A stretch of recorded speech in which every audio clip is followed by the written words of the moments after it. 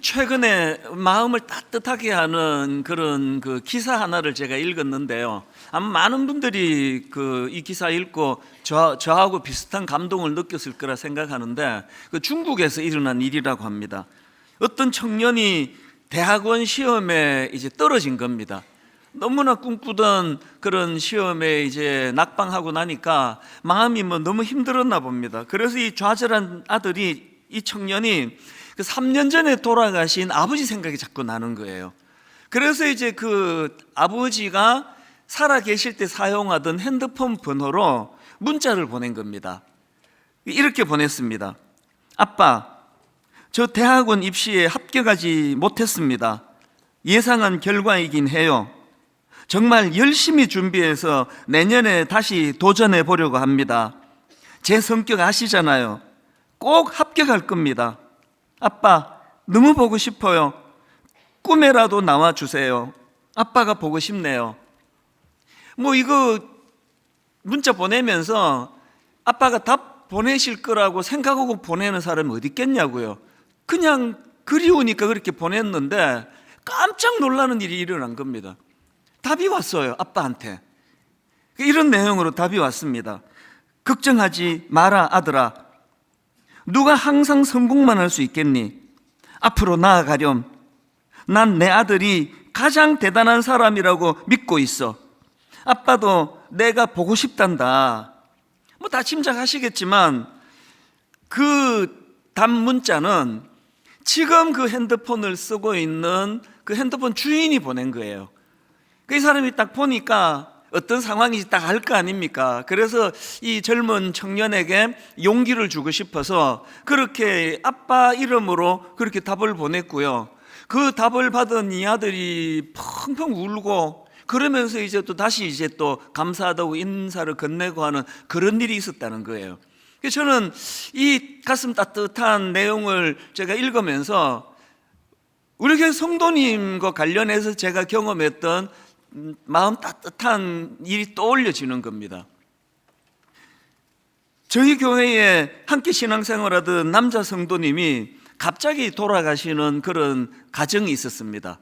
그런데 이분이 너무나 좋은 남편이셨고 너무나 아이들에게 자상하고 좋은 아버지신 거예요. 그러다 보니까 이제 모든 가족이 너무나 슬픔에 빠져 있겠지만, 그 중에도 이제 사춘기를 지나고 있는 이 고등학교 딸아이가 그 충격이 너무 큰 거예요. 그래서 이제 이 딸아이가 막 방황하고 그런 긴 세월을 보내고 있었는데, 그거를 이제 지켜보던 학교 담임 선생님이 참 귀한 분이에요. 그 학생들도 되게 많고 그럴 텐데 유난히 지금 힘들어하는 그 아이를 지켜보시고는요, 그 아버지가 돌아가신 지 1년이 되는 그 즈음이래요. 이 선생님이 손편지를 썼는데요, 그 학생의 돌아가신 아버지께 쓰는 형식으로 해서 그 편지를 그 힘들어하는 제자에게 준 겁니다. 이제 그 제자가 읽고 힘내기를 바라는 마음으로 이제 그 돌아가신 아버지께 보고하는 형식으로 이 선생님이 편지를 쓰셨는데, 너무 감동이 돼서 그 카피본을 그 어머니가 저에게 보내줬는데요, 제가 이걸 보관하고 있습니다. 그 내용이 이렇습니다. 앞부분에서 이 딸이 얼마나 모범적인 학생인지, 선생님들께 얼마나 칭찬 듣는 학생인지, 이런 그 칭찬을 많이 이제 앞에서 늘어놓고요. 그리고는 이제 그 다음에 한번 들어보십시오. 앞서 드린 내용은 모두 진실된 마음으로 드린 사실이지만 빠뜨린 내용도 있네요. 진희는, 제가 가명을 썼습니다. 진희는 아버님께서 떠나가신 뒤 무척 힘들어합니다. 셀 수 없이 많은 날 동안 눈물을 흘렸고 토닥이지 못한 아픔은 숨조차도 쉴 수 없게 했었지요. 자상하고 인자하셨던 아빠셨기에 진희는 앞으로도 평생 아버님의 사랑을 잊지 못할 것이고 이따금 주체할 수 없는 울음을 흘리고야 말 것입니다.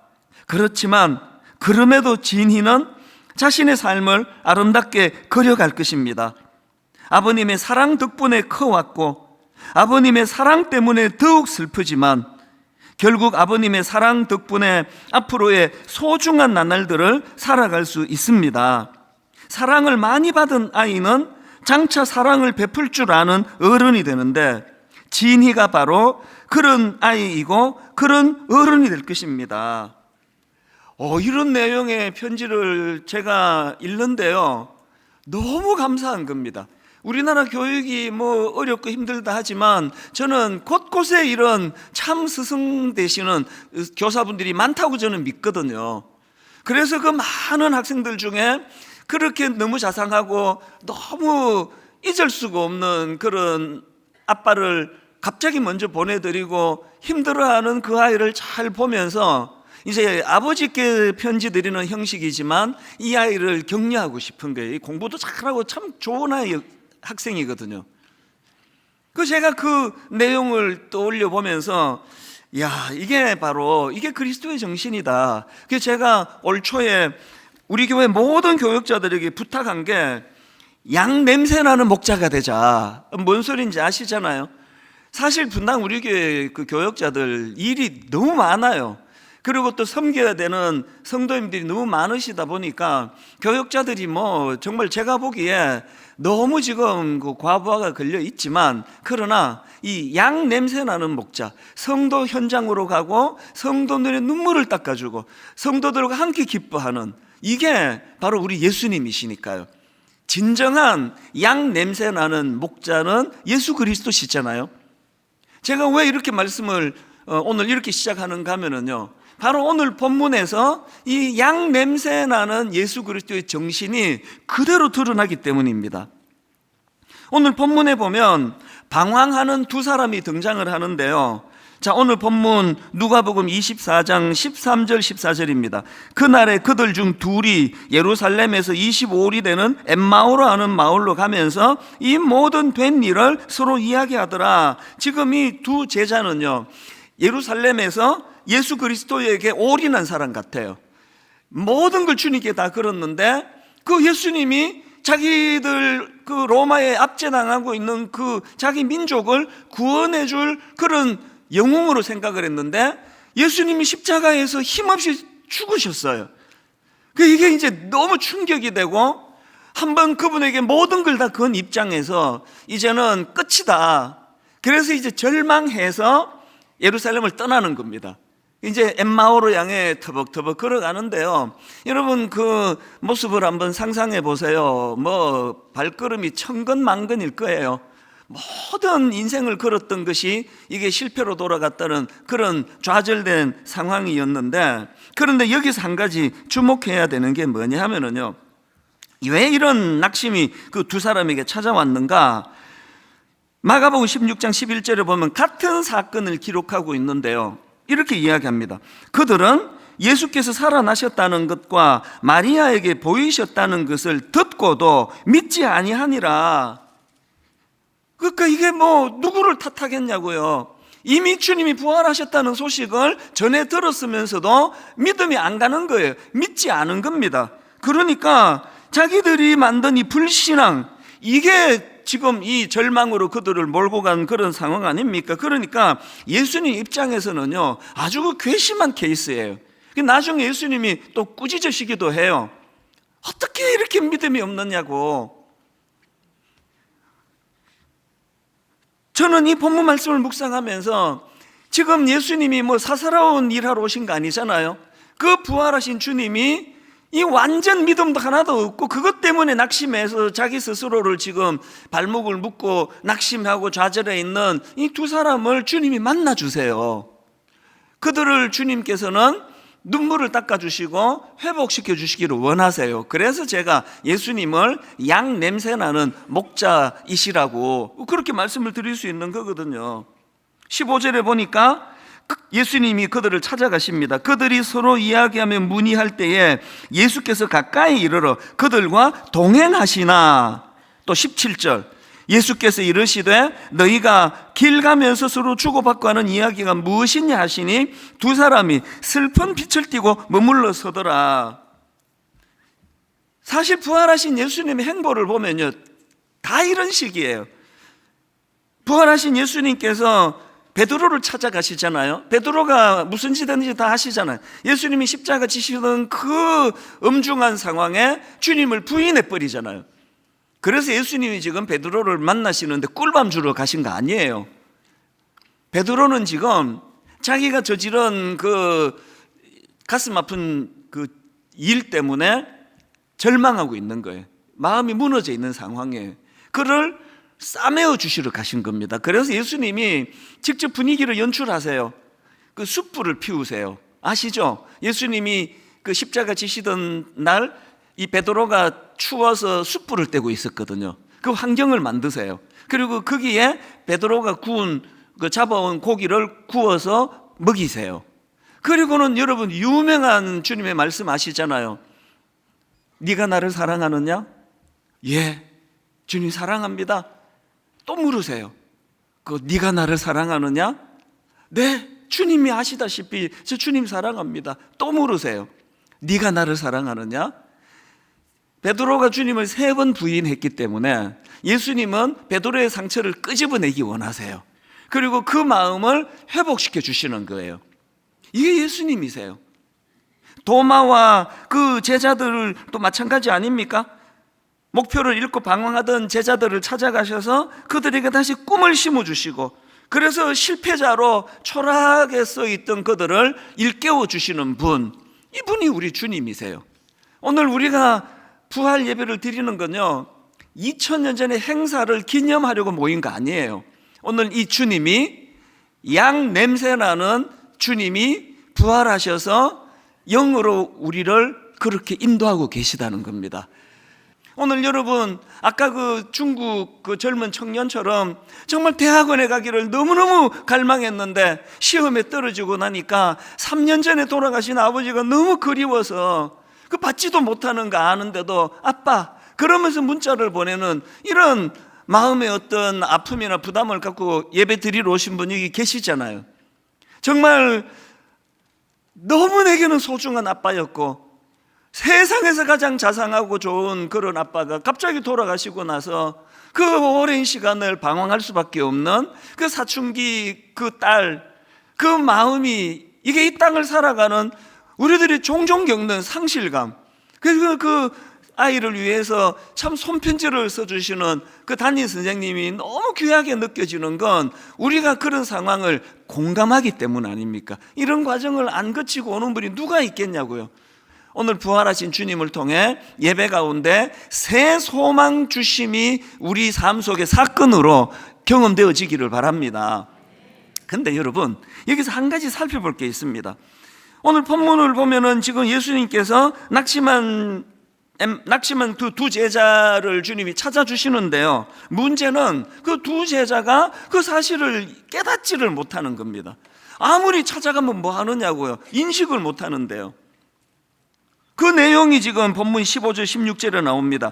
그들이 서로 이야기하며 문의할 때에 예수께서 가까이 이르러 그들과 동행하시나 그들의 눈이 가리어져서 그인 줄 알아보지 못하거늘. 지금 그인 줄 알아보지 못한다 하는데 그 앞에 이유를 설명해요. 눈이 가리어져서. 여기 나와 있는 그 눈이 가리어져서 할 때 가리어지다, 이게 헬라어로 크라테오라는 단어인데요, 이 단어는 무언가에 강력하게 사로잡혀 있는 상태, 그래서 가리어진 상태예요. 뭔가에 지금 사로잡혀 있는, 지금 엠마오를 향하던 두 제자가 강력하게 자기를 사로잡고 있는 선입견이 뭐예요? 사람은 죽으면 끝이라는 거예요. 그래서 예수님이 부활하셨다고 그 이야기를 전해 듣고도 말도 안 되는 일이라고, 있을 수 없는 일이라고 강력한 선입견이 이 두 제자를 사로잡고 있었기 때문에 부활하신 주님이 찾아오신 게 와닿지가 않는 거예요. 오늘 여러분, 우리가 이 말씀이 주는 중요한 메시지가 있지 않습니까? 오늘 우리 모두가 지금 마음에 담아야 되는 게 뭐냐면요, 모두가 갖고 있는 선입견이 있습니다. 그 인간의 한계로 갖고 있는 선입견으로 교회를 나오니까 도대체 믿음에 진전이 없는 거예요. 여기 어떤 분들은요, 막 하나님이 우리 인간이 못 해내는 놀라운 일을 하시는 걸 막 못 견디는 분이 계세요. 어떻게 어떻게 가능하냐고 그게. 아니 제가 지금 여러분 나는 죽었다 살아날 수 있습니다 그러면 저는 미친놈이에요. 아니면 악한 교주가 될 거예요. 저는 죽으면 끝이지 못 살아나요. 천국 가요 그냥. 그래서 인간이에요. 예수 그리스도는 죽음의 권세를 이기시고 부활하셨습니다. 그래서 그분 하나님이에요. 한번 역으로 이렇게 생각해 보시자고요. 나하고 뭐 조금도 다를 바가 없는 신, 그럼 뭐하러 믿어요? 아니 뭐 하나님이 하신 일을 뭐 조금만 이야기하면 막 못 견디는 분이 계시는데요. 그렇게 무능한 신이라면요, 아니 교회 문 닫자고요. 그 시간 아깝게 지금 여기 여러분 한 번만 드리면 되지.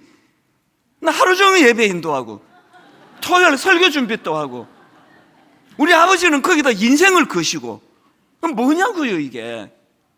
다시 말씀드립니다. 지금 엠마오로 향하여 절망에 있던 두 제자를 주님이 그들을 긍휼히 여기고 찾아가셨는데 인식을 못해요. 왜? 그 두 제자를 사로잡는 강력한 선입견이 눈을 가리어버려가지고, 나는 못하는 일이 많아요. 그래서 인간이고요. 그래서 제게 하나님이 필요하시고요. 내가 못하는 거 하나님도 못하신다. 그게 좋으세요? 뭐 성경에 뭐 주님 하신 일을 조금만 얘기하면 막 얼굴 시뻘겋게 막 대드는 분이 계세요. 이게 가능하다고 생각하십니까? 그 가능하지 않기를 그렇게 원하세요? 그럼 뭐하러 우리 예수 믿느냐고요. 이상하게 하나님을 이렇게 그냥 작게 만들어가지고 자기 삼촌 정도 수준으로 그렇게 생각하고 예수를 믿어가지고 뭐 그렇게 그냥 뭐 어떡하겠습니까? 그런 선입견이 꽉 차 있는데 뭐 그냥 그렇게 쭉 사셔야지 어떡합니까? 그러나 여러분, 그런 신에게서 뭘 기대하십니까? 적어도 여러분, 제가 수없이 간증하듯이 제 삶 속에서 저는 죽은 나사로 내 안에서 100번도 더 죽었다 살아난 사람이에요. 뭐 홍해가 뭐 100번만 갈라졌겠냐고요.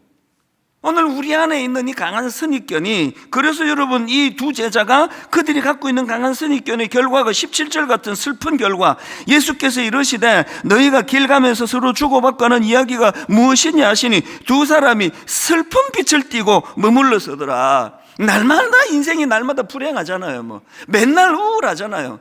뭐 언제 한번 막 주님의 역사하심으로 막 춤을 추듯이 기뻐하고 이런 일이 한 번이라도 있었냐고요.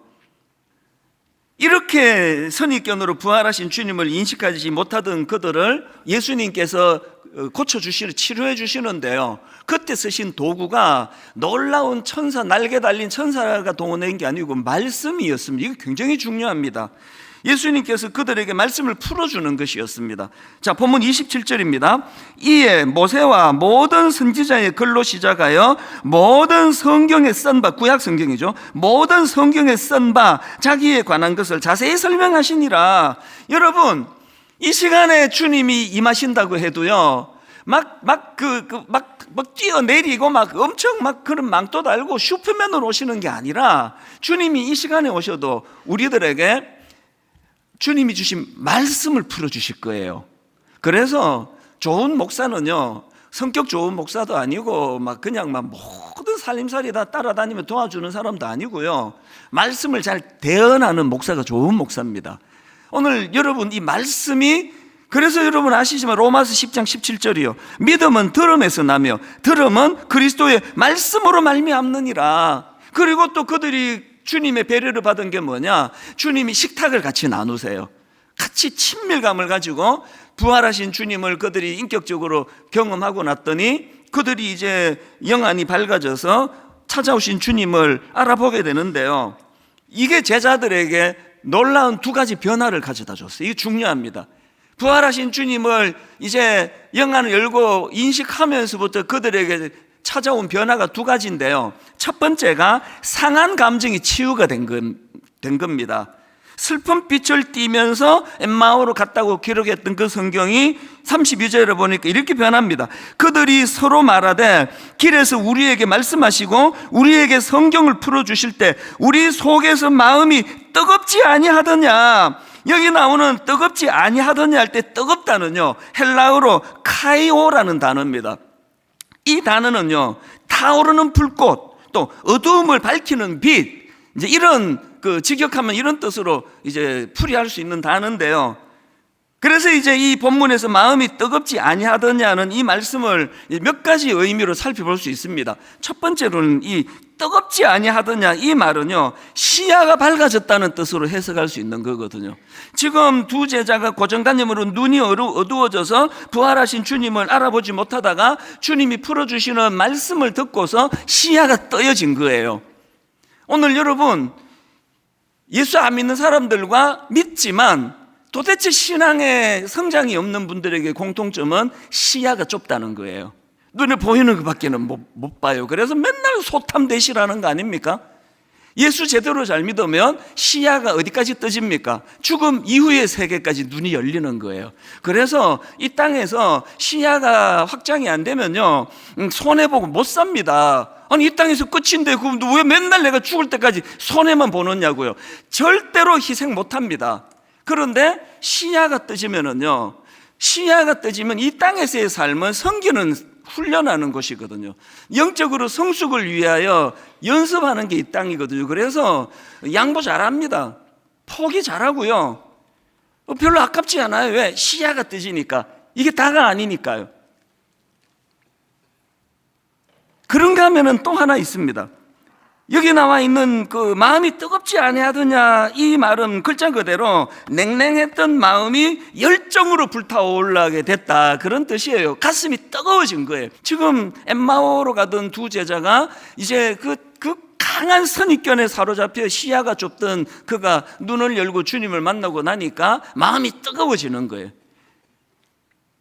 그리고 하나 더 이 부분을 해석할 수가 있는데요. 여기 나오는 뜨겁다는 뜻으로 번역된 그 카이오라는 이 단어는 성경에서 그 즐거움과 결부시킬 때 사용될 때가 많습니다. 예를 들면 예수님이 요한을 이렇게 평가하십니다. 요한복음 5장 35절. 요한은 켜서 비추이는 등불이라. 이 너무 문학적인 표현이에요. 요한을 이렇게 칭찬하십니다. 켜서 비추이는 등불이라 너희가 한때 그 빛에 즐거이 있기를 원하였거니와. 이 카이오예요. 지금 엠마오로 가는 두 제자가 낙심하고 절망해 있다가 시야가 넓어져 활력을 되찾고 마음이 뜨거워졌는데 그 뜨거워진 마음을 회복하니까 기쁨이 회복되는 거예요. 즐거워지는 겁니다. 그래서 저는 아브라함 헤셀의 이 말을 참 좋아합니다. 나는 하나님께 결코 성공을 구한 적이 없다. 다만 경이로움을 구했다. 그리고 하나님은 그것을 허락하셨다. 예수 잘 믿는 사람 보면 감탄사가 많아요. 경이로움이 많아요. 막 기쁨이 많아요. 막 아무것도 아닌 일에 누구 집에 초대해도요, 예수 잘 믿는 사람은 감탄이 많아요. 우와, 김치가 이렇게 맛있어요.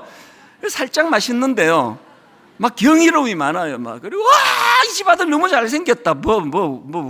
얼마나 잘생겼겠냐고요. 경이로운 거예요. 이렇게 살면 좋잖아요. 뭐 조금 맛있어도 막 너무 맛있고, 막 영화 한 편을 봐도 막 모든 영화가 다 재밌고, 뭐 드라마는 막 너무 재미있어 못 견디겠고, 그렇게 살면 좋잖아요. 뭘 해도 시큰둥한 사람 있잖아요. 아무리 좋은 거를 해줘도 뭐 시큰둥. 우리 집 사춘기 때 애들이 좀 그랬습니다. 지금은 안 그래요.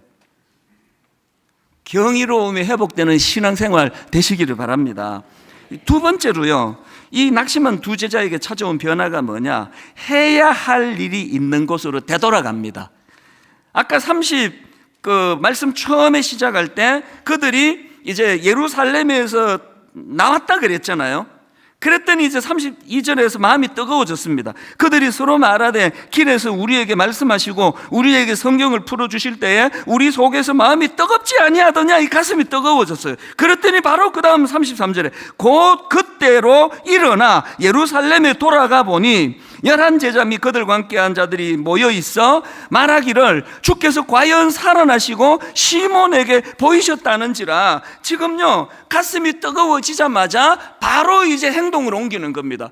이제 떠나왔던 예루살렘으로 다 되돌아간 거예요. 그 밤이었거든요. 자꾸 내일 가자 아니에요. 당장 가야 돼요. 겪어보신 분 있을 거예요. 너무너무 가슴이 뜨거워지는 일이 있으면은요, 그 밤을 보내는 게 못 견디게 답답한 이런 일을 겪은 이 두 제자가 지금 그런 겁니다. 가슴이 뜨거워지니까 떠나왔던 예루살렘을 향하여 되돌아가지 않으면 못 견디는 겁니다. 왜 되돌아가지 않으면 안 됐을까요? 사명이 생겼거든요. 지금 예루살렘에도 자기와 같은 사람들이 많을 텐데, 주님의 부활을 강한 선입견으로 못 믿고 그래서 우울하고 낙심된 사람이 많을 텐데 그들에게 전하고 싶은 거거든요. 여러분 부탁드립니다. 예배를요, 요 머리로만 드리는 분 계시잖아요. 이제 가슴으로 끌어내리셔야 돼요. 뭔 설명을 해도 또 저 목사 또 이상한 소리 하네. 예수가 물 주는 일을 했다 그래. 머리에서 맴돌아요. 그래서 여러분 이런 말 하시잖아요. 요 머리에서 가슴까지 30cm인데요. 세상에서 제일 먼 거리래요. 제자들은 이제 두 제자는 가슴이 뜨거워졌어요. 더 중요한 게 뭔지 아세요? 머리에 머무는 신앙을 가슴으로 끌어내리는데 여기서 머무면 안 되고요. 제자들처럼 가슴이 뜨거워졌을 때 거기서 손발로 연결을 시키는 겁니다. 그게 제가 요즘 자주 말하는 just do it이에요. 깨달았습니까? 사명의 자리로 가셔야 돼요. 말씀을 오늘 저는 이렇게 맺기 원합니다. 오늘 설교 제목을 희망을 이기는 절망은 없다 이렇게 정했는데요, 여기서 말하는 희망은 부활하신 예수 그리스도로 인해 생기는 희망이에요. 그냥 아무 희망 아니고요. 제가 제목이 너무 길어서 그렇게는 다 못 풀었었지만 그런 뜻입니다. 무슨 희망이라고요? 부활하신 예수 그리스도로 인해서 생겨난 희망. 이 희망을 이긴 절망은 없습니다. 그리고 저는 이런 표현을 좋아해요. 봄을 이기는 겨울은 없다. 여기서 봄은요, 부활하신 예수 그리스도로 인해 얻게 된 봄입니다. 이 봄을 이길 고난의 겨울은 없습니다. 오늘 이 부활 예배와 이 말씀과 오늘 우리가 함께 드리는 예배가 엠마오로 향해 가던 제자들의 발걸음이 아니라 뜨거운 가슴으로 다시 사명의 예루살렘으로 되돌아가는 두 제자의 발걸음이 되기를 주님 이름으로 축원합니다.